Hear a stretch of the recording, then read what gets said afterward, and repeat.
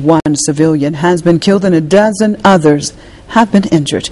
Now, the attack on al-Zahra neighborhood comes in violation of a UN-brokered truce that went into effect 2 days ago.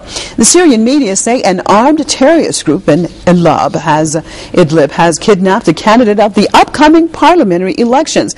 Now, the gunman stormed his house and shot him before taking him to an unknown location. A colonel was also kidnapped by another armed group in the central province of Hama. Now, the Syrian government blames the year-long unrest on foreign-backed armed groups that it says carry out foreign conspiracies.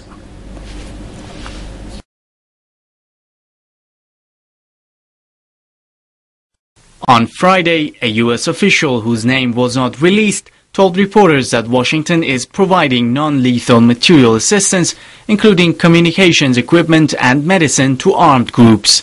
The official also said that Washington has plans to increase the package of aid over time. The U.S. administration had previously indicated it would take such a step as part of its long-standing efforts to support the opposition in Syria. The comments come as the fragile ceasefire in Syria, brokered by the UN Arab League envoy Kofi Annan, is already shaken, with sporadic clashes taking place in several locations.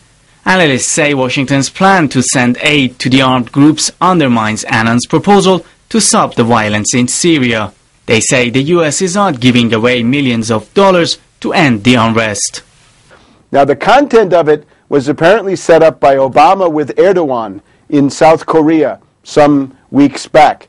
Supposedly $12 million, and the U.S. government says it's non-lethal. Well, what could it be? They say communications and medical. Now, communications can mean things like night vision goggles, sniper scopes, infrared, things that help you kill people. And it seems to me this is the dimension. It's a preparation for a new round of violence and killing.